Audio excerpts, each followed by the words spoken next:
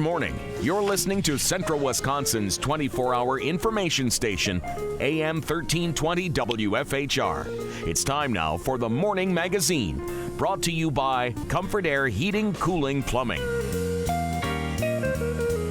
Now, with the Morning Magazine, here's Carl Hilke. Thank you, Jerry, and good morning, everyone, and welcome to today's show on AM 1320 and also on the web at WFHR.com. And we also welcome our friends from River Cities Media as they're digitally recording this in high definition for rebroadcast on Charter Channel 985 and Solaris Channel 3 in Solaris, and also at rccmedia.org. You can get it on the Solaris system and online in high definition now. When is that going to happen at Charter? I don't know. Anyway, the reason why they're here, Wisconsin Rapids Mayor Zach Vruwink is here for the entire hour, and we'll be taking your phone calls at 424-2600, pound 1320 on a U.S. cellular phone. The voice is still getting better from a bad allergy attack / summer head cold, Your Honor. Oh, my God. Oh. So, hey, I got my Barry White going for me today. But anyway, we will be taking the phone calls from you folks at 424-2600, pound 1320 on a U.S. cellular phone. Your chance to talk to the mayor. But I know there's one issue that has everybody upset, and the reason it has people upset, it was originally reported wrong in a certain publication. And so we're going to straighten that out right now. Sure. Okay, so let's talk. Well, good morning, everybody. Thanks for listening again this month. There was an issue that was discussed on a Finance and Property Committee meeting back on June 2nd, and last night's City Council meeting affirmed their decision. Unfortunately, it was misreported in the Wisconsin Rapids City Times, a publication that's gotten its start, I guess, back in Rapids. And unfortunately, they did not issue a retraction or a correction of that story. And that was related to an issue that folks would have to install some backflow protection in their plumbing in their basement or any of those places where there might be a floor drain where there could be a risk or possibility of sewage coming back into the home. And that was for existing homes that was originally considered or proposed to happen at the before closing. So there would be a significant cost burden to folks. I'm happy to say that that it was incorrectly reported, but ultimately the council affirmed that should be a protection that should be required only on new home construction, which is in compliance with the state building code. So essentially, there were a number of updates in the uniform code that the state put forth, and we had to adopt them in our local ordinances related to plumbing and electrical. So good news is there isn't that burden that's expected before closing on the sale of a home. Okay, so we're talking new housing. That's right. New yes. housing, Yep.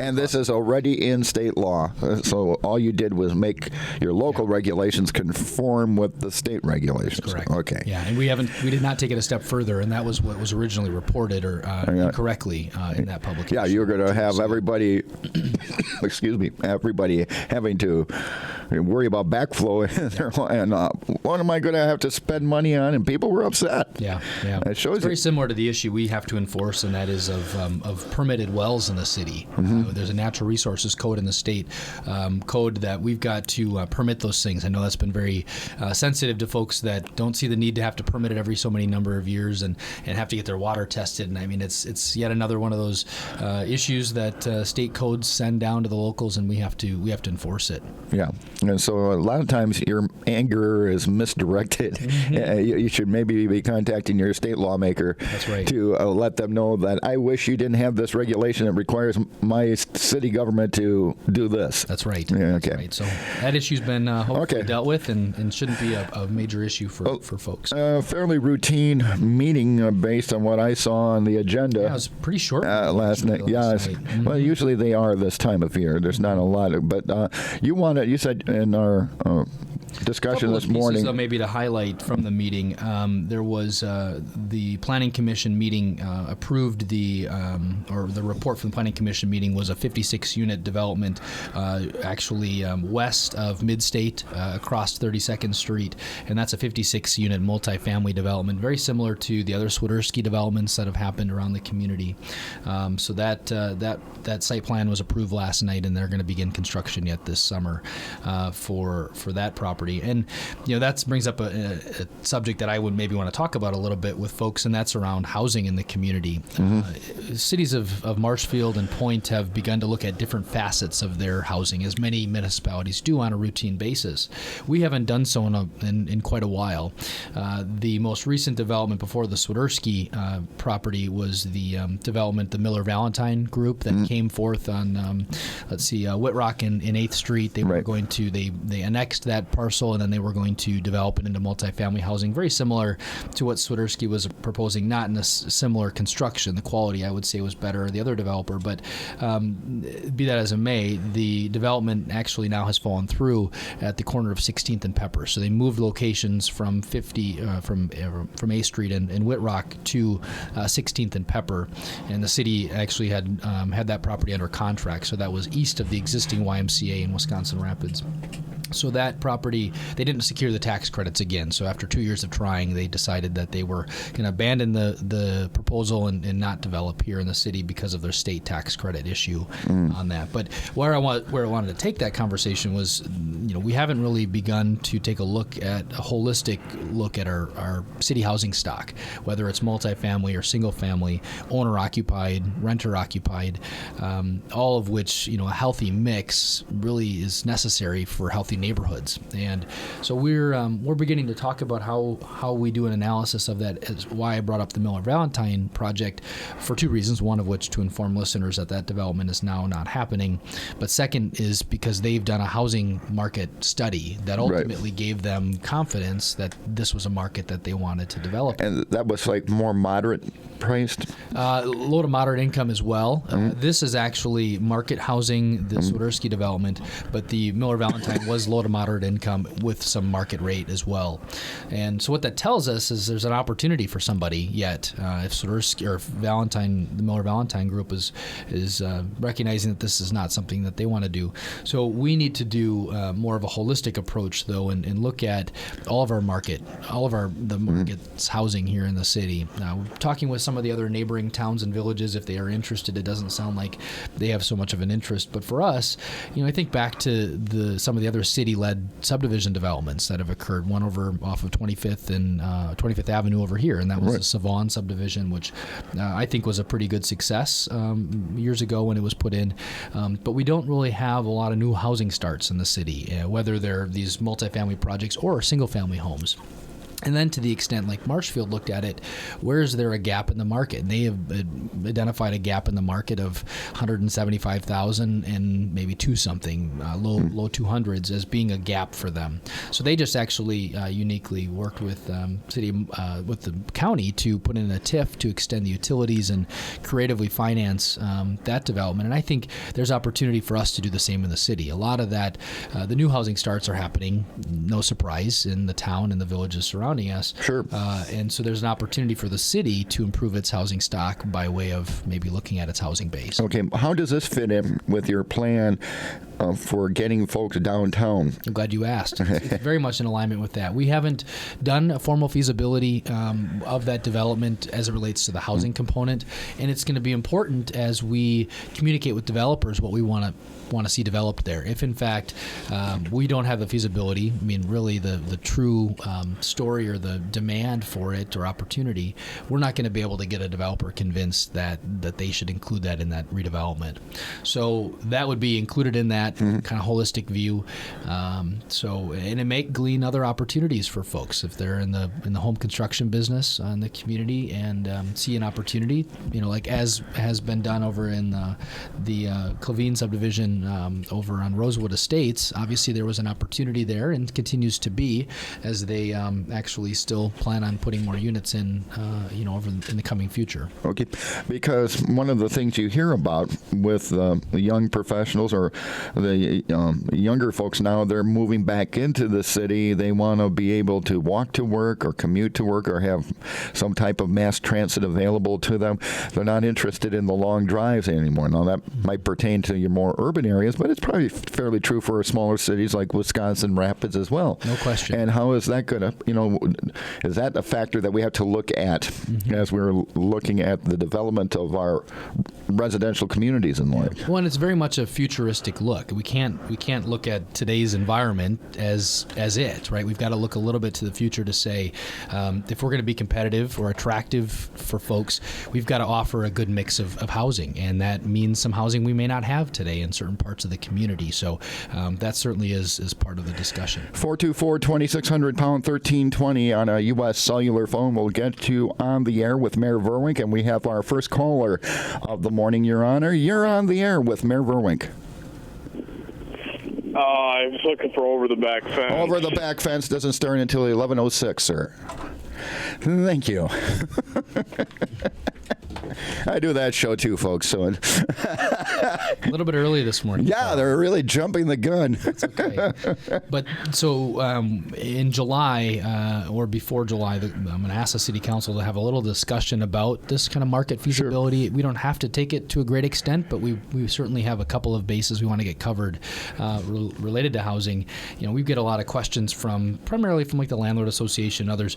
What's the market demand? What can the market bear with these developments? When you've got a 56-unit development being proposed by Swiderski, obviously there's demand for 56 units, and those are a mixture of 2 to 3 bedroom and the like. So we've got to be prepared for what the next request might be, and ultimately make sure it's located in the right part of the community. And you've mentioned downtown as obviously an opportunity that I very much and many others see for housing, in as much as some of these other outlying areas where the traditional multifamily has gone. And then you're seeing we got a lot of older housing. That's right. And a lot of it's in the process of either being upgraded or being bought and flipped and the like, and some is bought and then rented out. Mm-hmm. That all plays. Layer in the fact that we're an aging community by and large, and what are the as the community changes, what are the needs? Those needs of the community's housing also change. Well, yeah. You talk about an aging population, you have a different needs. People need to be able to get in and out of their home easier. Yeah. So how do mobility issues? How do we, as a city, not so much react to these developers and their ideas and proposals, but how do we say, how do we connect some of these opportunities? And that's where you talked about the development that we're continuing to pursue across from the courthouse. How does housing and multi-generational housing play a role in that? And maybe mixed income, not just market-based, or not just a condo or a higher-end apartment or a loft style, but maybe a mixture of a lot of your seniors are downsizing. That's right. They're getting out of their homes. They want to be close to services. Yeah, right? They want to be close to whatever it might be. If it's a grocery store or any other store, they want to be close. They don't maybe want to have the car. Well, a lot of your manufactured home parks now are senior parks. Yeah, and some of them very too, in some ways. Yeah, and then you have other senior type housing of this type of a development, but it's aimed at seniors with amenities that seniors might want. You see that down south a lot. So I'm probably going to be needing that here. I mean, I'm sure there's going to be a developer somewhere down the line that says, hey, I want to develop a senior housing complex with all the amenities people have. Well, we have assisted living, but this would not be assisted living. Just place living. Yeah, where you don't. Okay, you want to move out of your house? We got a modern apartment set for you with all the amenities, and you can move in and out very easily. I mean, with the aging, like you said, the aging demographic, it's going to change everything. So how are we going to go about doing this? Well, I think cities very much like us are all facing a similar challenge, and that's what's the development of tomorrow. Right, anticipating what's coming down the road. 40s and 50s and 60s that the downtown development were the commerce centers. Right. And then the 70s and 80s happened, and there were the regional malls, and our mall happened to be pretty close to the downtown. And obviously, it's kind of a two-punch then when things are challenged, when there's a vacation of or a departure of these retailers, right, that leave these areas, and then you feel kind of down and out. And then the 80s and 90s or 90s and 2000s happened, and then the 8th Street corridor, right, and more of the sprawl happened, and people started building homes in suburbia, which for us is Grand Rapids and and a lot of the other townships and villages around us. But I very much think the 2010s and 2020 are going to be the period of that urban core centered development where, frankly, cities get a better return on their investment, right? The infrastructure is already there. Nobody needs to run water and sewer and the storm sewer and the rest out to these satellite locations. And frankly, a city like ours, we don't have a lot of places where we can grow without annexation. So, there's not a lot of large vacant tracts of land that you can put developments in. There's a couple, which is where I talk about maybe if there's another either public-private subdivision development that could happen within the city. But talk to any realtor, read any of the reports. The housing market here and in central Wisconsin at large, it's strong. And while a lot of the homes that may be selling, as you indicated, might be from folks downsizing or moving into assisted livings and other things, but we've got to stay a step ahead of that. So we're very much priming ourselves for where's the development that could occur in places where we've maybe not suspected it, and that's where mixed use housing and some of the development, particularly in the central business district or the waterfront, really seems to be the most logical place. It would appear to me, if you're going to do an in-depth study of this, that you need to bring to the table people with backgrounds in this. That's right. Yeah. So we need to get our realtors on board. We need to get legal folks to deal with land issues and at the table. We need to get marketing. I mean, there's a lot of different disciplines that need to be brought to the table and have an honest discussion about where we're headed. That's right. Well, even to the extent of zoning, right? Right. Trying to build a city of the future, and it's not so much a futuristic city, but it's being prepared for what's to come. Our zoning code must reflect that. What are the trends today that are probably going to be around for a while, and how does our zoning allow for that and support that ultimately? It's not just allowing for it and saying, well, here's our zoning code. And we have to anticipate changes. Yep. A perfect example, and I'm not picking on you folks in Saratoga, but yours is the perfect example. I see the town board is going to appeal that decision on the CAFO. Right. Well, the reason that CAFO even located in Saratoga is because they didn't have any zoning. Right, the zoning allowed for it. Yeah. They didn't. That was big government. Well, now they're screwed. Yeah. But you have to anticipate these kind of things. That's why you have zoning, so that you can anticipate these kind of things. That's right. And our zoning code in the city, by and large, is from the 80s, and so therefore, people wonder why certain development happens and looks like it does on 8th Street. If you've got metal pole buildings and some of those types of structures are allowed, or why people aren't expected to put in landscaping. It's pretty crazy when you've got a national retailer like a CVS that says we were going to put landscaping here because this is what we're required to do everywhere else, and it's above our standard. So it tells us that we're a little bit outdated. In fact, a lot outdated in some of those areas. So we're actually just going to be interviewing. We issued an RFP for a full rewrite of our zoning code. What's an RFP? The request for proposals for zoning, for a zoning rewrite, and so that unfortunately only brought back one respondent, which really? is we're still surprised. It's very likely that we'll reissue that request for proposal from folks. There's a lot of firms that do this work, and I don't know if it was the time of year that they were already committed or what, but we're planning on interviewing the one respondent here. And was it a local response? It was within the state. Yeah. Okay. Yeah, it was within the state. I don't believe there's any local firms. I got some more zoning questions that come to mind when you bring that up. Hey, but we have our first caller on the line, and based on my caller ID, is this Bill? I think so. Mr. Clendenny, how can we help you? Let's start the dialogue between the great city of Wisconsin Rapids and the great town of Grand Rapids. Okay, extraterritorial zoning. Getting involved in that. Do you in the city actually enforce that? In other words, if there was going to be a zone change within a block and from residential to B1, in which the city of Wisconsin Rapids has all residential, and so is the town, but a proposal to put in a B1 zoning for a warehouse, existing. Would the city of Wisconsin Rapids get involved in such a thing? I would say Because it's it entirely becomes- possible, especially if it significantly changes the land use from what it was previously shown on the comprehensive plan or some other plan. and it's a revision of the comprehensive plan for the town. Sure. But you would get involved in something like that. I wouldn't see why guess. we wouldn't consider it, definitely, because we want to protect obviously our residents, as does you in the town. Then that would be a situation. Is there a proposal, Bill, on the horizon that we want to be aware of, maybe? Yes, I will call you about it later. Okay. Okay? Good to know. Thanks for the call. Yeah. Anyways, and I maybe it's for a CAFO. I don't know. Oh, boy. No, I'll reserve comment. Okay. All Thanks right. for the call. Thanks, Yeah. Bill. Bye. Okay, we have another caller. And again, 424-2600, pound 1320 on a U.S. cellular phone. We'll get you on the air with Mayor Vruwink. You're on the air. Hello. Hello. Hello. You're on the air. Is the mayor there? The Yes, mayor good is right morning. here.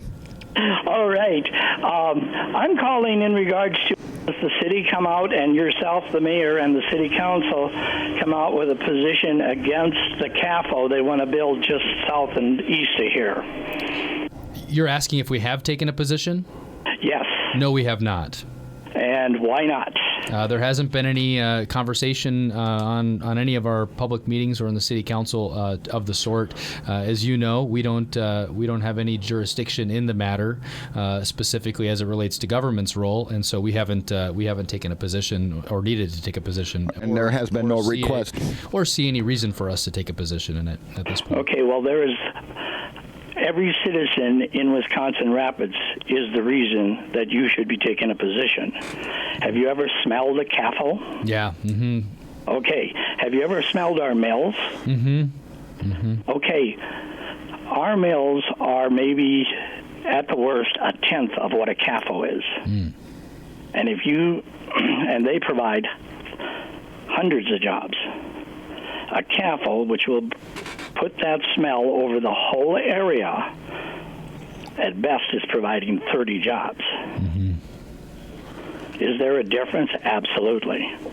Breathing that smell, you think you're going to get tourists to come to Wisconsin Rapids? I don't think so. Mm-hmm. Even right now, the property values are going down, and this includes Rapids. You may not get the message, but it includes Rapids.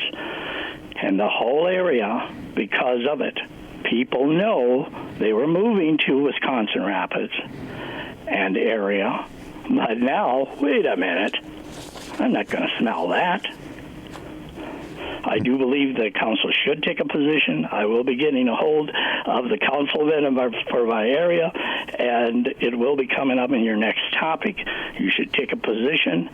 It's a horrible thing. It's horrible for everything and everybody. Okay. Thanks for the call. Okay. But Bye. Bye-bye. the thing is, okay, I know there's CAFOs out in Fox Valley. Mm-hmm. Fox Valley has been growing like a son of a gun, and just presenting the other side of the argument. Yeah. It's no big deal. When I've talked to relatives over there, they go, "What's the big deal over there? We have one down the highway here, and Sure. and it's been I actually, operating for a long time, and no big deal." Yeah, before taking office and being intimately involved with my company's operations, we had a location in Wrightstown. And Wrightstown is, people, if they know the geography, is equidistant really between Green Bay and Appleton. Right.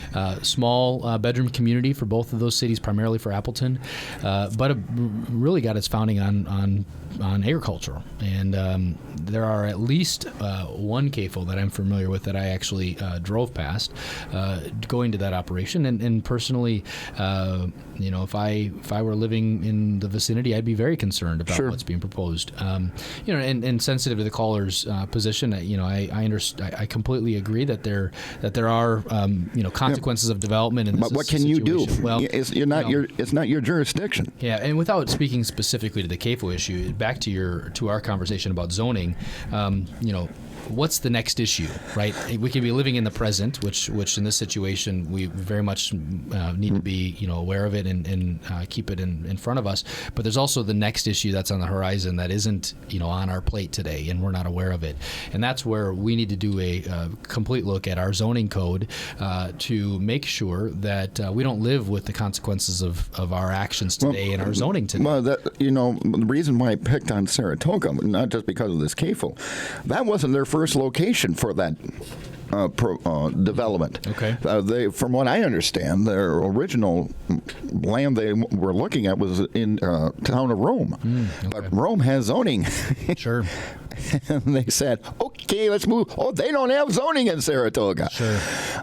One issue that comes to mind with real estate agents and developers and the like is confusion when you look at zoning and regulations of any kind is duplication, confusion, or I go to one person, they say I got to do this. I go to another person, they say I got to do that. Sure.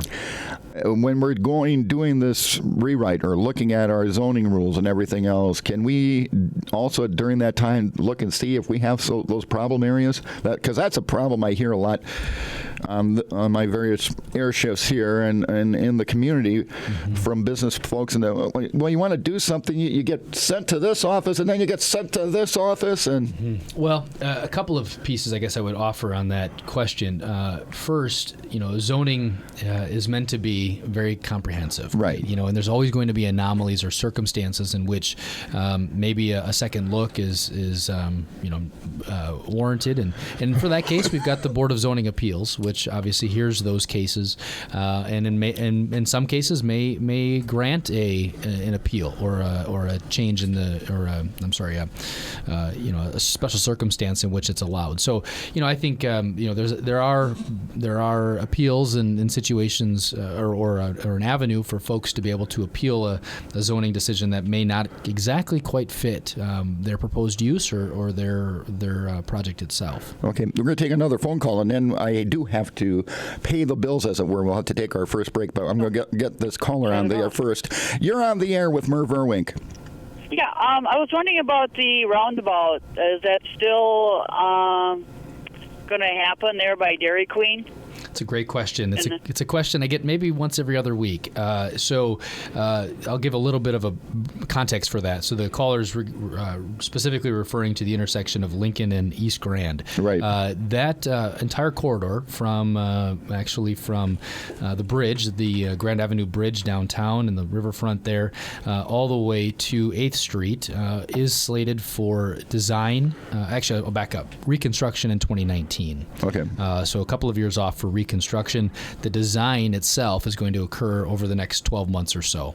And it's a state project. It's a STP urban state. It's a state and federal funded project. And then obviously the locals will have a match. As part of the design, they're going to decide and plan essentially what those intersections will look like, if any changes to them. So because the design has not been done, it's been talked about, definitely. Obviously, that's where the conversation came from. Ultimately, the design and there's right-of-way that acquisition that'll have to occur. So depending on how it's programmed and designed, there may or may not be a roundabout there. I know it's not a straight answer to your question, but I can't until the design team begins their work, and they haven't begun that work. Okay. All right. Thank you very much. Thank you. Yeah, because that's going to be, you got the library there, you got your major hotel, you got Whitterfield, the baseball stadium, the Rafter Stadium just down. Well, and many of if not all the listers, we've all driven through them, and we've also driven through good ones and bad ones. Right. Good, well-designed and poorly designed roundabouts, and, anything. How much state? Now you mentioned this is a state and federal project. How much say will the city have in the design process? Sure. So all those projects will have a city, public component, public voice, and that's kind of, I think, the protection of the federal dollars as well, if not even the state. It's a 80-20, so it's like the roundabout that was introduced by the courthouse. That was an 80% federally and state funded and 20% locally funded. So it makes sense for those really large, expensive projects, large large reconstructs to use as much federal and state dollars that we can. So our local share, while that scales, 20% of a large project is still a lot of money. It allows us and affords us to be able to do much more. In the next round of that, actually, we just had a meeting with all of our neighboring municipalities. The city submitted 2 projects for consideration. So this next cycle, which runs through about 2020, but there's another phase of it that kicks in here in the coming years. We submitted High Street, which folks are familiar with the High Street corridor that used to be kind of or for a period of time was the bypass while West Grand was reconstructed out this way. High Street and a portion of First Street up by the SS Peter and Paul Church. From that up to the city limits was also submitted for consideration. Both large projects, expensive projects that will require full reconstructs and underground utilities and the like. So okay. Those are some other projects we've thrown on the list. We got some other projects to talk about when we continue with our monthly visit with Wisconsin Rapids Mayor Zach Vruwink. The phone lines are open at 424-2600, pound 1320 on a U.S. cellular phone. The Morning Magazine, as always, is brought to you by Comfort Air. Good morning and welcome back to The Morning Magazine, presented by Comfort Air Heating, Cooling, Plumbing. It's time for part 2. Once again, here's Carl Hilke. And welcome back, everybody, to part 2 of our monthly visit with Wisconsin Rapids Mayor Zach Vruwink. And the phone lines are open at 424-2600, pound 1320 on a U.S. cellular phone for you to talk to his honor. And we, Mayor, we have another caller who wants to talk to you, so let's get right back to the phones. You're on the air with Mayor Vruwink. Right, thank you. I was wondering if there is any scheduled repair for the railroad tracks and pavement on 17th Avenue South. I know at one time something was done maybe a year ago with the pavement there, but it's in bad shape now, and the tracks have been so bad for so long. I'll hang up and listen for your answer. Okay, thank you for your call. Thanks for the call. Not on our city project list. That has not been discussed, but I will make sure that that some correspondence does get in front of the railroad. I know we had to do some borings. We had to run some lines under the tracks last year, and obviously there was some repair work that needed to be done there. So I will, if it's a project that we would consider a partnership with the railroad, I know it's a crossing, as you mentioned, so there may be entirely a railroad project, but I'll make sure we get that in front of our engineering department and possibly the Public Works Committee for their consideration. Who's in charge of that? It's a railroad crossing. Well, and what's the responsibility? Is the city's responsibility, railroad's responsibility? What? Well, I think it depends. So in the situation where we had to do some work last year, the railroad had some requirements and criteria that the city had to meet. So depending on what the extent of the situation here is, if it's the street pavement up to the tracks, there's some pieces there of who controls what, so it'd have to be specifically looked at for that one. But I'd venture to guess that it's a rough crossing, the tracks, the space there, so that likely would be a railroad project. But now, without having it in front of me, I can't speak. And then you had to get the railroad to act. Well, but they have an obligation to, because the crossing, they're allowed to have the crossing if in fact they keep it operational. Oh, okay. I see what you mean. Okay, let's get right back to the phones. You're on the air with Mayor Vruwink. Yes, sir. I have 2 questions. One, is there anything that can be done about the trains blocking the intersection, especially like on up by 5th Avenue? A lot of times they might only have 2 or 3 cars left to go, and they'll block it for over half an hour, and it's kind of disgusting. We work off from the New Page plant over there, and it just makes a mess when they got it blocked off like that long. And the other question is, who's responsible as far as for painting the lines as far as by Home Depot, by that intersection there, where you turn? So many people cut into the left lane as they make the turn. And I know that the curves are always going to be wore down sooner, because of the semis and that turning. But if they could maybe keep those lines there, because if somebody crosses over, then they're going to be the ones at fault, because then they can't say, well, we didn't see no lines. So So I will listen for your answer. Thank you.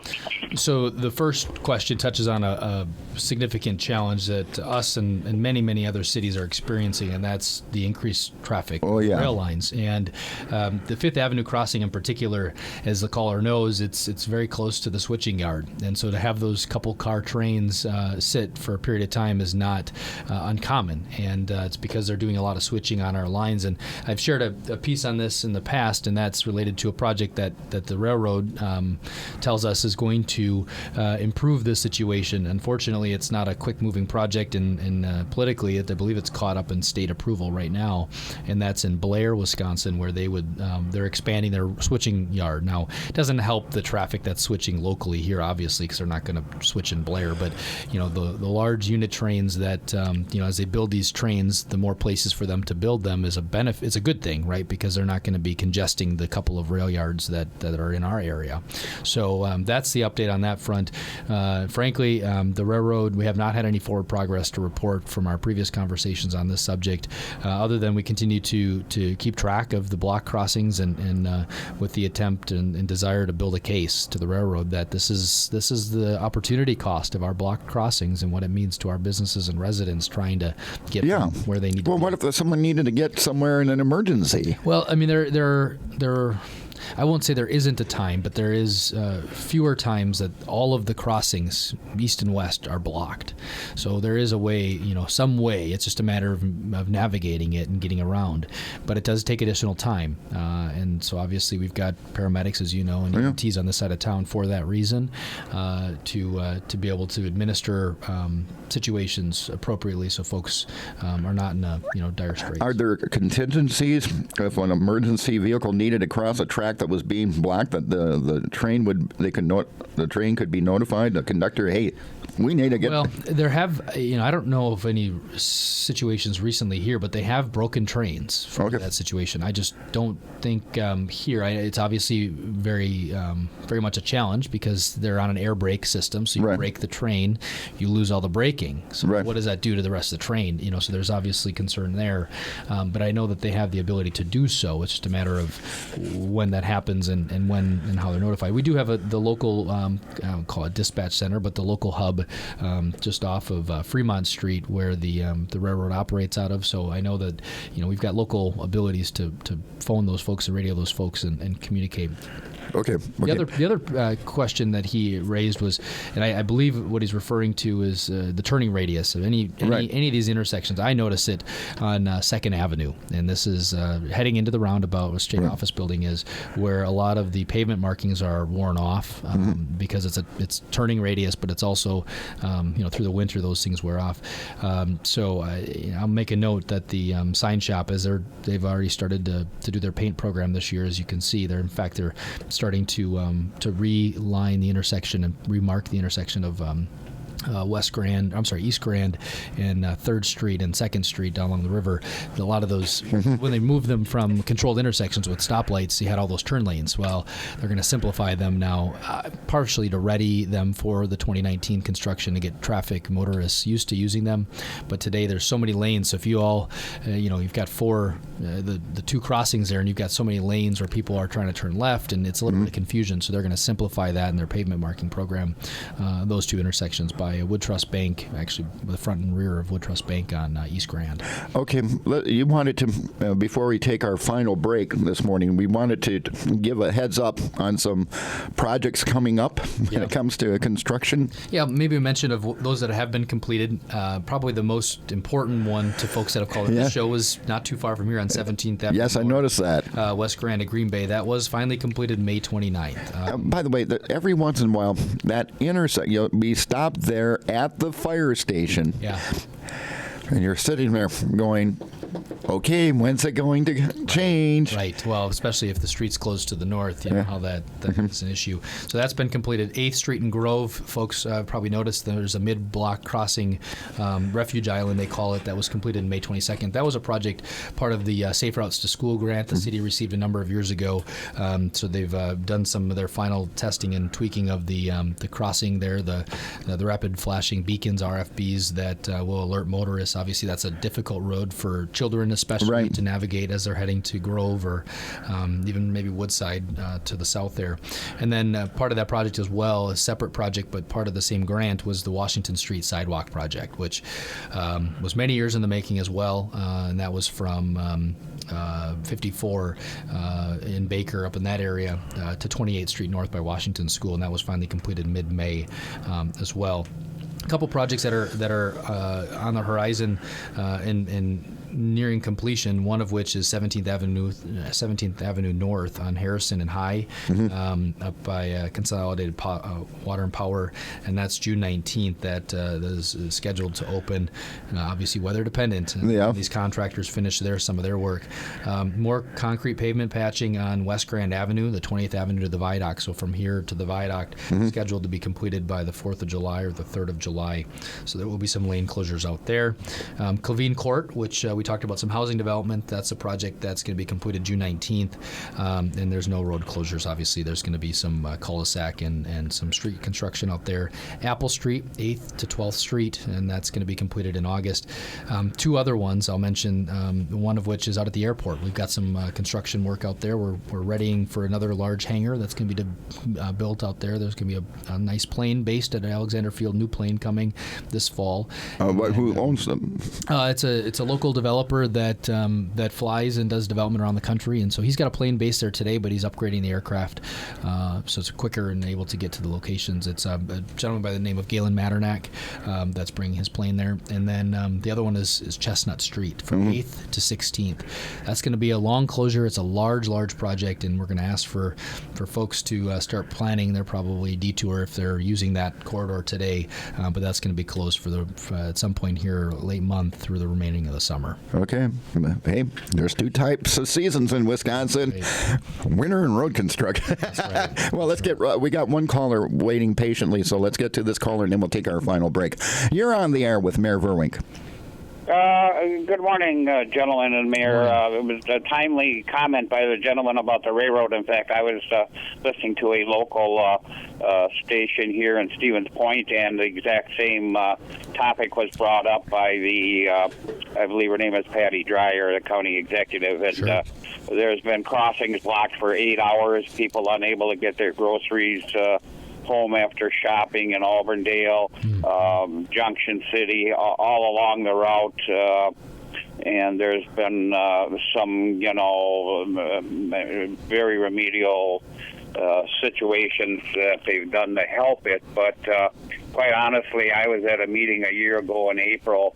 I almost had 100 people in attendance at Junction City, including Jeff Peel, Railroad Commissioner, Julie Lassa, Amy Vruwink, 5 fire chiefs, Sheriff Charwitz, Wood County representatives, and it basically went nowhere. The gentleman that ran the meeting talked to the representative from the railroad who was flown in from Washington, D.C. Apparently this is his full-time job to go all over the country, and he had told the railroad fellow that, it would be nice if we could solve this amiably before we do anything else, and the railroad executive said, well, what do you mean by something else? He said, well, legally, he says, go ahead. He says, there's thousands in front of you. So that's kind of where it's at.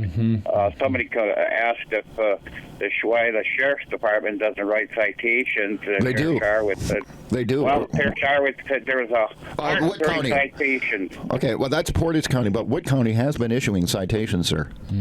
And then they asked the district attorney what the status was, and he said nothing. He said he had called Van Hollen, and he said, you're wasting your time because it's a Canadian company. So, well, not only that, they're federally regulated, right? There's no other industry in the situation in transportation that has can play the federal regulation card, and that's kind of their get out of jail card.